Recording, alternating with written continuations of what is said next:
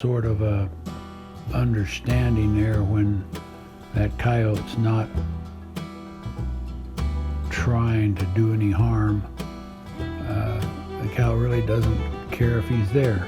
If he's after something, then he better look out.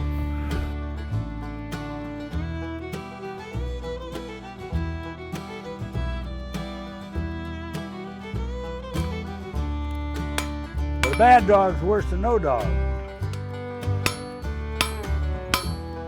The way I always looked at this was a cowboy needs to be a versatile individual. There are so many different ways to run cows.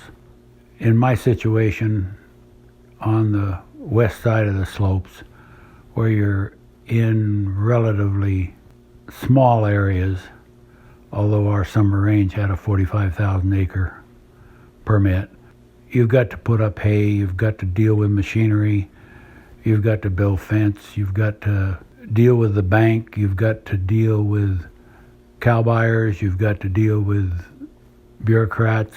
It's not like you can ride happily off into the sunset strumming your guitar and what some people perceive as being a cowboy's life. Our equipment was always old and half wore out, and we worked with a cutting torch and a welder in one hand almost constantly. You got to be pretty good at it because things need to be done in a timely manner. When a baler breaks down, you got to get it running back in the field. We put up lots of hay at different times. We started making hay up here, but before even you get to the point of making hay, first you've got to establish your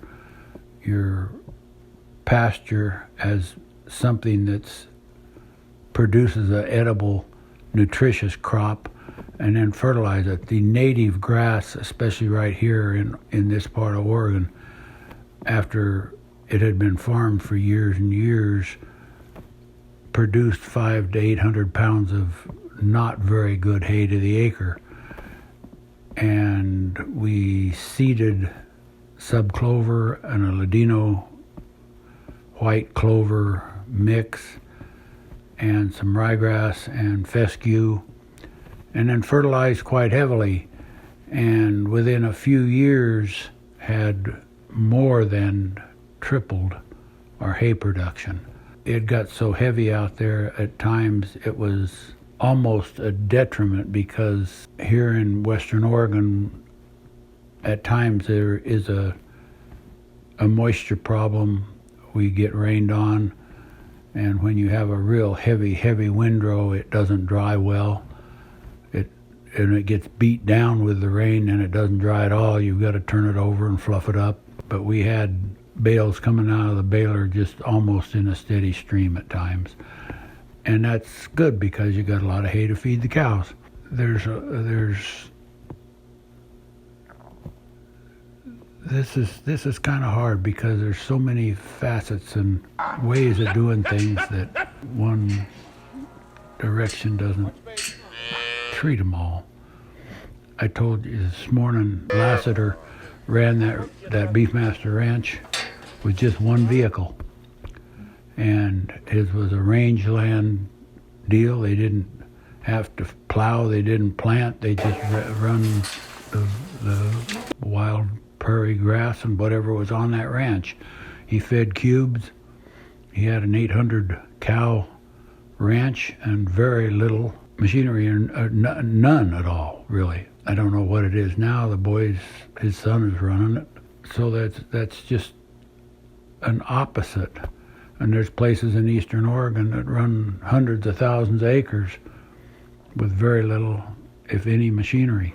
Okay, when we first came up here to Oregon, we didn't bring any of our cows with us. I bought a mountain permit and put together a bunch of cows, and they were just sale cattle, and it was a conglomerate of everything.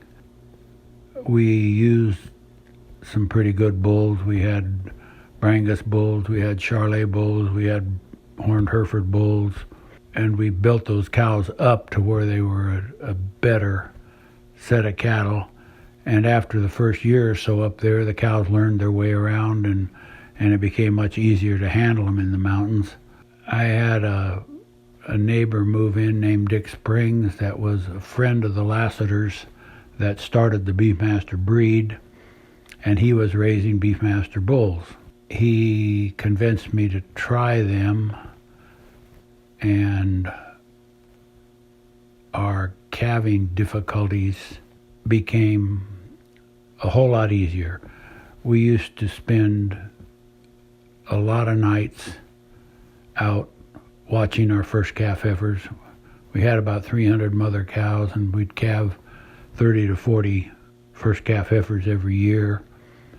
And while they were dropping calves, you had to watch them constantly because we pulled and had to assist probably 20%. After I started getting the crossbred Beefmaster cows in the herd, and we started using only the Beefmaster bulls, I almost quit pulling calves.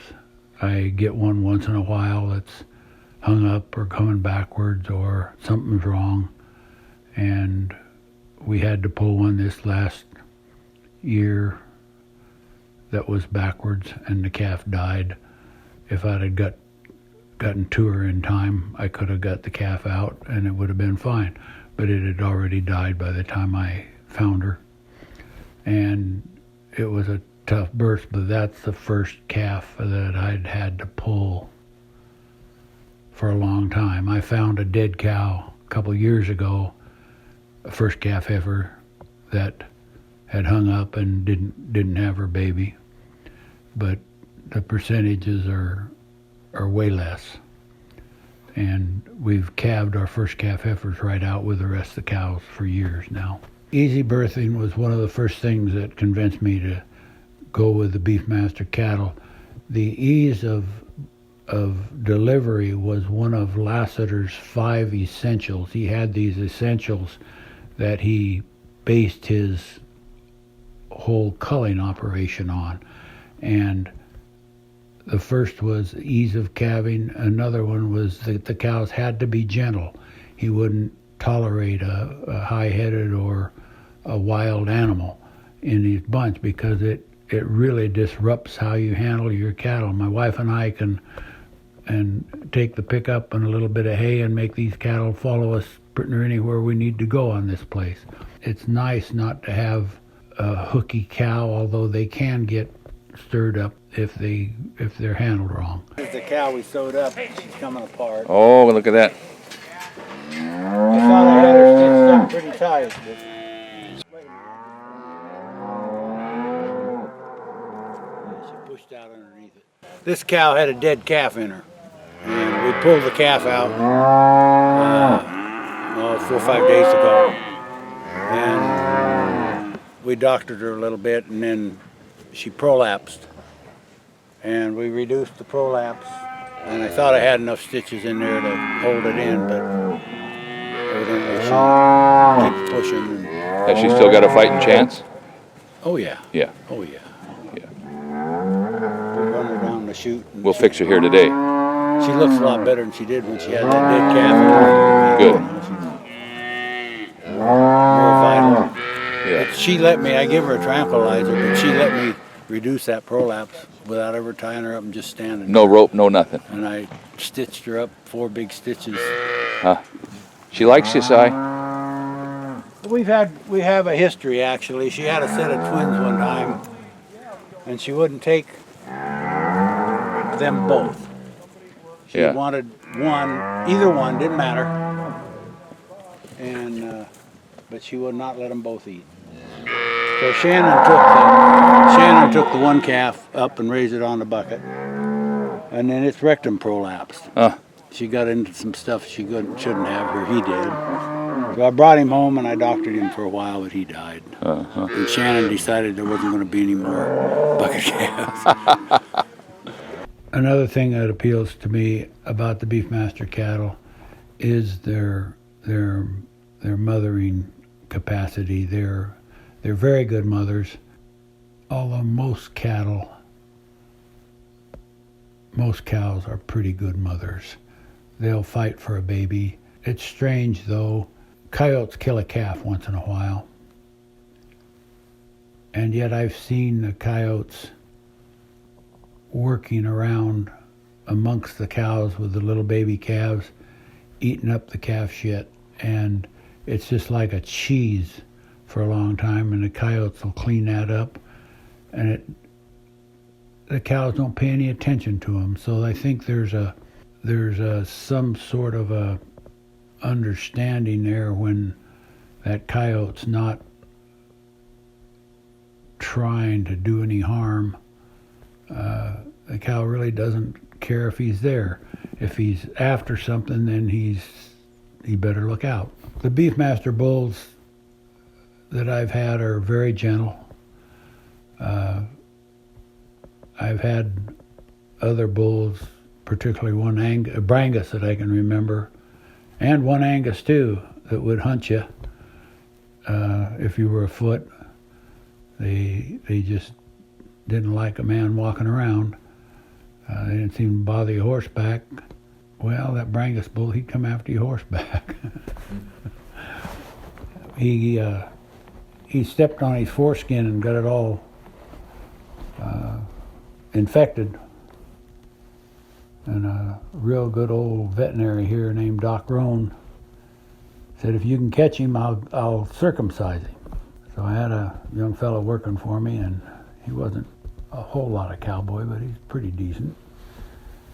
And I had a pretty good horse. This thing fell down.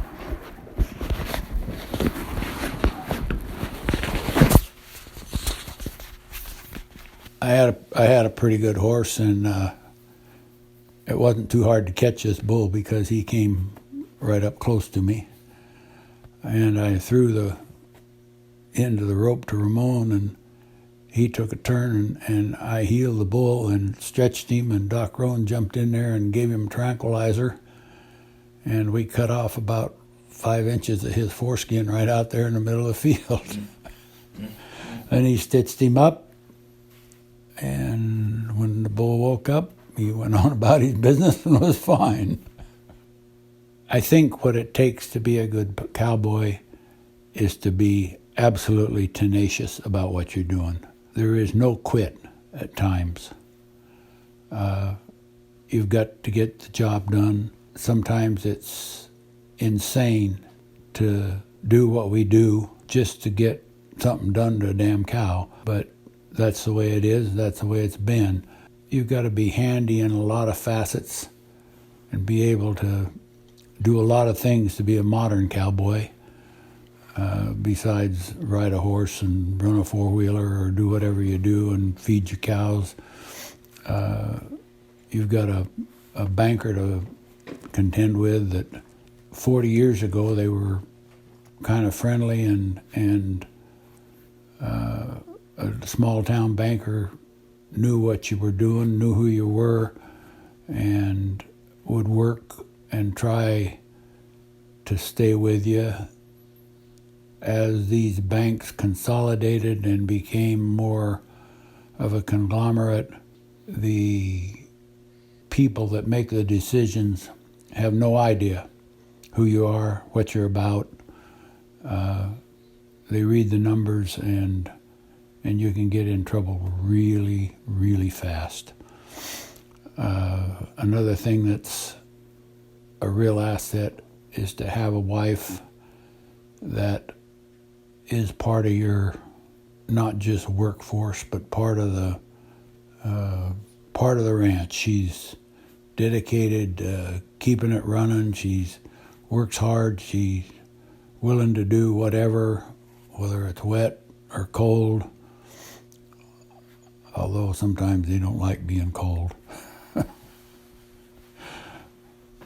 We've been up there in the mountains sometimes in the fall when you think your hands are going to freeze off, and it doesn't even get cold in this part of the country, but at 30 degrees in the sleet and the wind, It seems like you're cold, but you can't stop and get warm. You've got to keep right on going. I've had her dressed in Navy foul weather gear with long underwear, and to the point that she could hardly get up and down on her horse and still be shaken. But she never quit. What it means to be a cowboy has changed dramatically from place to place and in different cultures.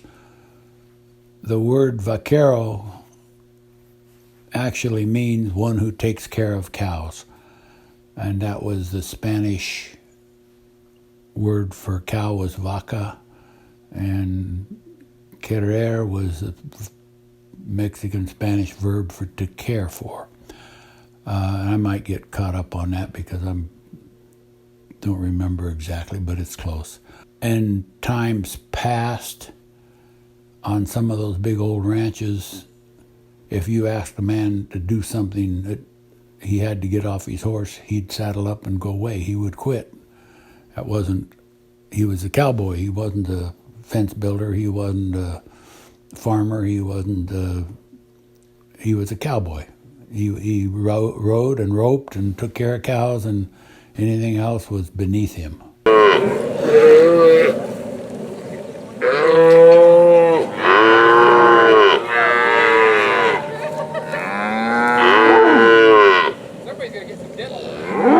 One of the biggest gifts to cowmen right now in this day and age is a squeeze chute. Gotcha. We can run our cows through that squeeze chute, catch them and worm them and vaccinate them, and without a skilled crew of ropers, we still rope our calves and we have a good time doing it. But for other work, that squeeze chute is a real blessing. Another thing that I found in the last few years that I had never had in my younger day is a tranquilizer gun. I can give a cow a few cc's of a tranquilizer and she'll lay down and let me do whatever I have to do to her and wake up and go on our merry way without either one of us getting hurt. And I've tied cows to trees, I've tied cows to pickups, I've tied cows to tractors, pretty near anything, and it gets a little dicey when they're running around on the end of that rope until you can get a leg hold on them or somehow foul them up so they go down. If you have to take out a placenta or pull a calf or even milk out a big bag and get a calf that can't get a hold of the tit up there close to her and plug him into the milking system, it's so much easier. And if I have to catch somebody now and I can get to it, if I tranquilize them someplace out in the open, I can take a few panels in my trailer and build a little fence around her, and when she wakes up, I back up to it, she jumps in the trailer, and I bring her down to the corral. It's a real asset to me. Part of being a cowboy is to be able to understand your animals.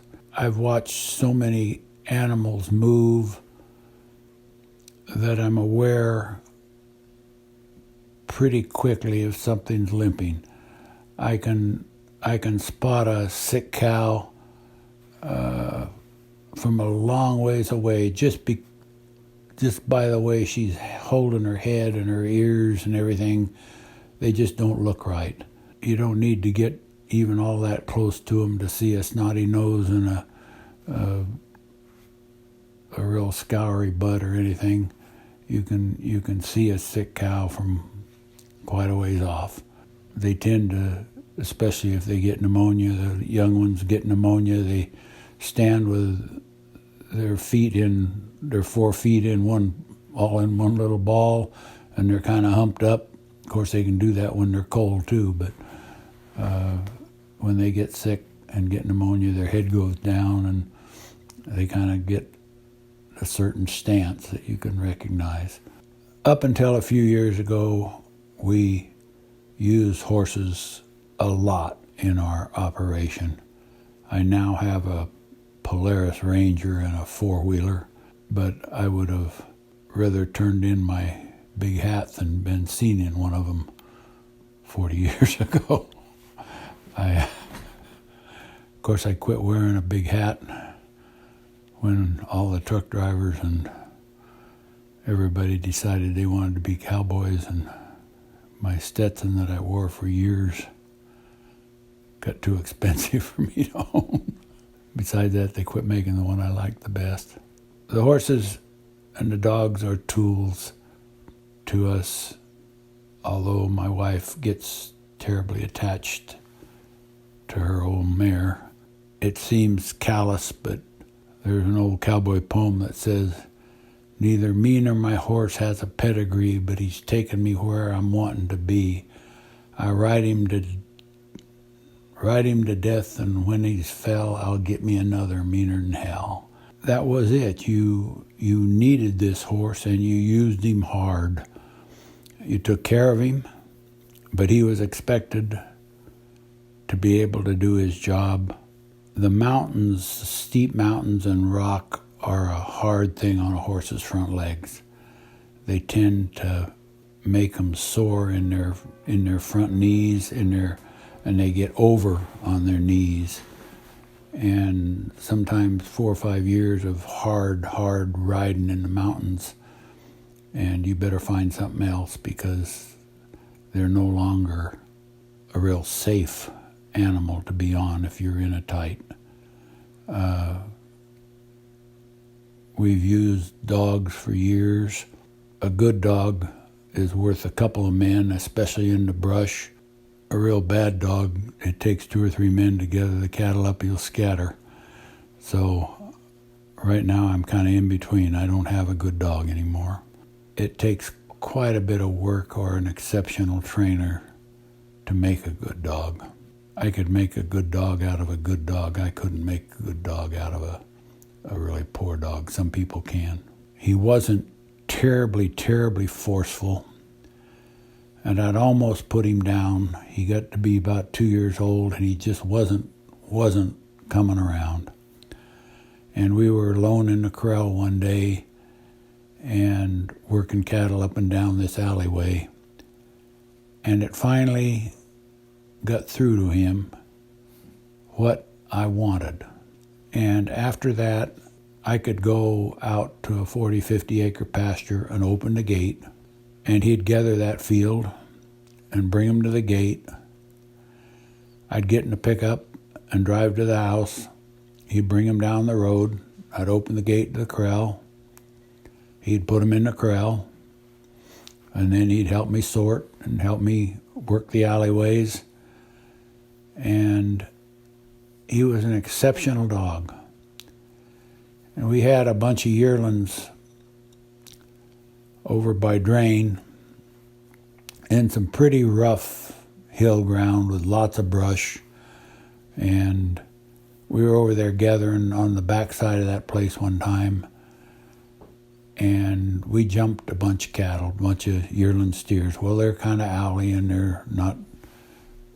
they've been out all winter, and they broke and ran, and I sent him, and then I got part of them, and I'm mad at this dog. I'm really pissed because I think he's probably out chasing deer someplace, although he wasn't bad to do that. And he doesn't come back, and he doesn't come back. Well, I got my bunch of cattle, and I'd parked my pickup and trailer up at a little barn and set of corrals on the top end of this place. And I was pushing my cattle up that way. And when I got there he was with his bunch of cattle. Now, I didn't teach him to do that. And he would, whenever we were out, if we got split up, he'd take his cattle and he'd go to the pickup. That's a pretty smart dog. He got run over right in front of the house.